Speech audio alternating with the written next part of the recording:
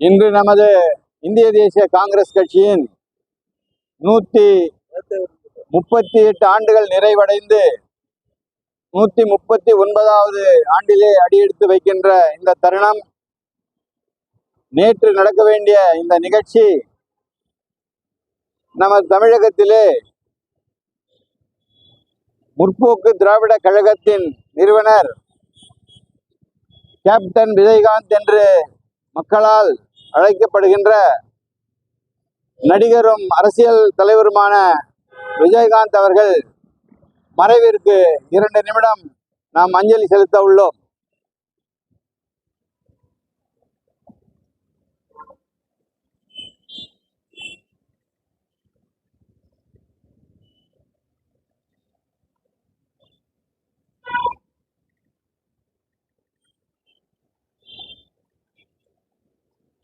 Okay, இந்த நிகழ்ச்சியானது அகில இந்திய அளவிலே நடந்து கொண்டிருக்கின்ற நிகழ்ச்சி.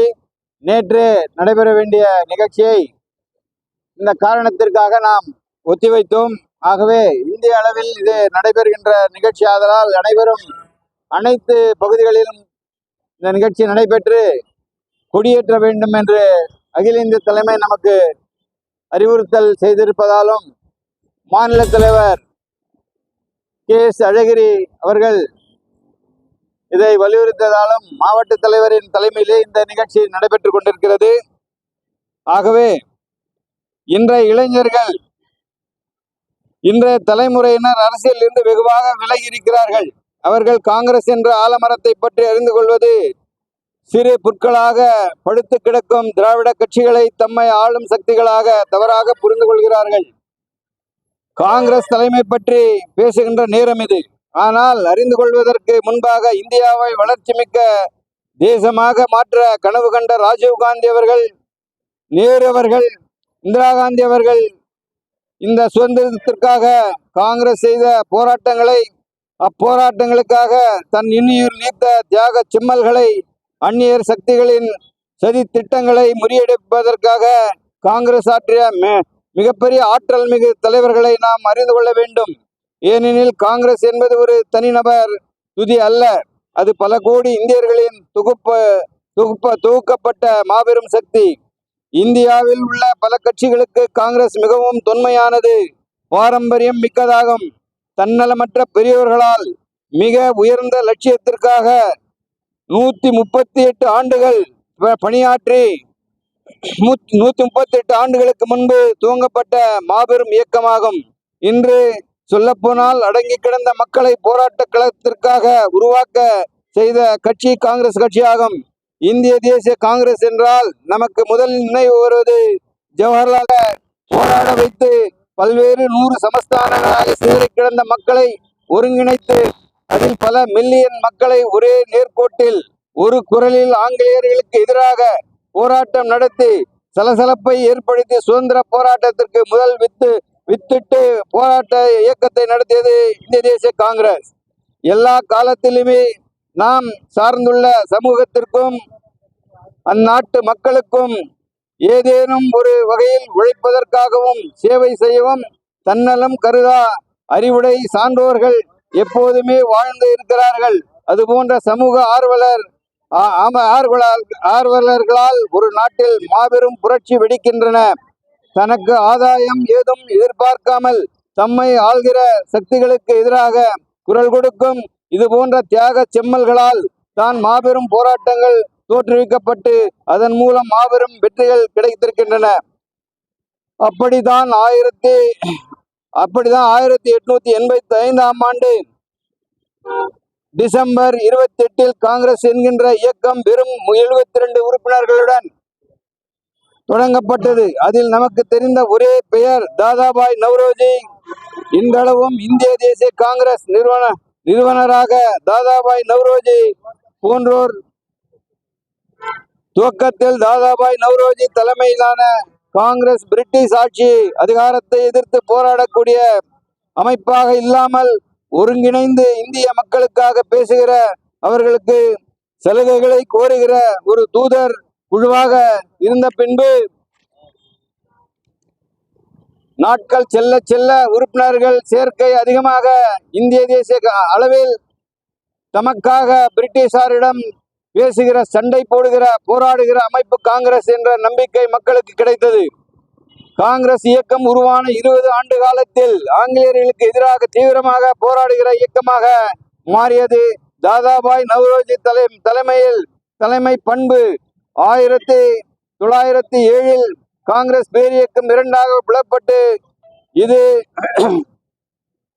காங்கிரஸ் கட்சி ஏற்பட்ட திருப்பம் மட்டுமல்ல, பிரிட்டிஷ்காரர்களுக்கு எதிரான இந்திய சுதந்திர போராட்டத்தின் முக்கிய திருப்பமாகும். இந்த 20 ஆண்டு காலத்தில் காங்கிரஸ் கண்ட வளர்ச்சி அபரிதமானது. இருந்தாலும் இதனால் பிரிட்டிஷ் இராணுவம் காங்கிரசின் செயல்பாடுகளை தீவிரமாக கட்டுப்படுத்த துவங்கியது. ஆனால் காங்கிரஸ் கட்சியில் இருந்து முன்னணி தலைவர்கள் பலர் இதே வேகத்தில் காங்கிரஸ் செயல்பட்டு கொண்டிருந்தால் இந்தியாவிற்கு விரைவில் சுதந்திரம் கிடைக்காது, இன்னமும் வேகமாக செயல்பட வேண்டும் என்று சிந்திக்க தொடங்கினார்கள். அதுபோல சிந்தித்தவர்கள் தீவிர போக்குடையவர்கள், மிக போக்குடையவர்கள் இரு குழுக்களாக பிரிந்தார்கள். தீவிர போக்குடையவர்கள் பாலகங்காதர திலகர் தலைமையிலும், மித போக்குடையவர்கள் கோபாலகிருஷ்ண கோகலே தலைமையிலும் இயங்கினார்கள். இந்த இரு குழுக்களில் செயல்பாடுகள் வேறுபாடுகள் இருந்தாலும் இவற்றின் ஒரே நோக்கம் எதுவென்றால் பிரிட்டிஷ் இராணுவத்திடமிருந்து போராடி விரைவாக ஒருங்கிணைந்த இந்தியாவிற்கு சுதந்திரம் பெற்றுத்தர பாடுபட வேண்டும் என்றது இதன் நோக்கம்.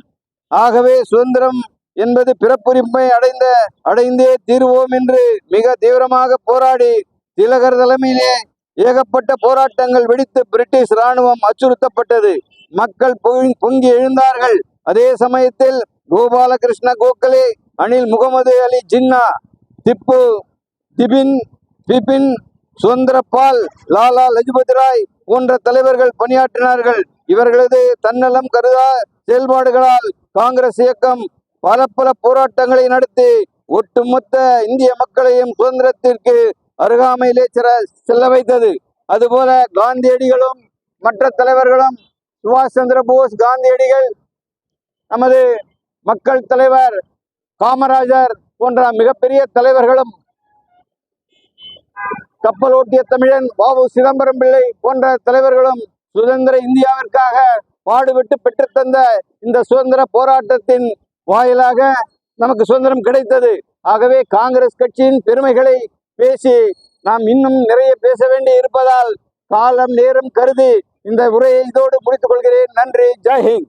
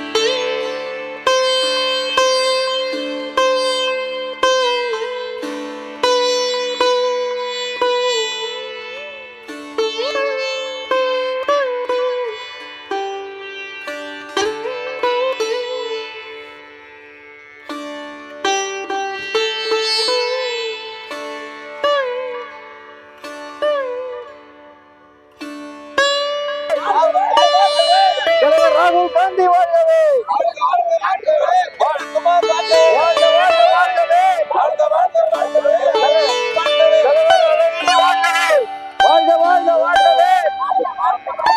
மாவட்ட செயலர் முரளிதரன் வாழ்கவே! ஜெய் ஹிந்த். அது முதல்ல சொல்லாச்சு.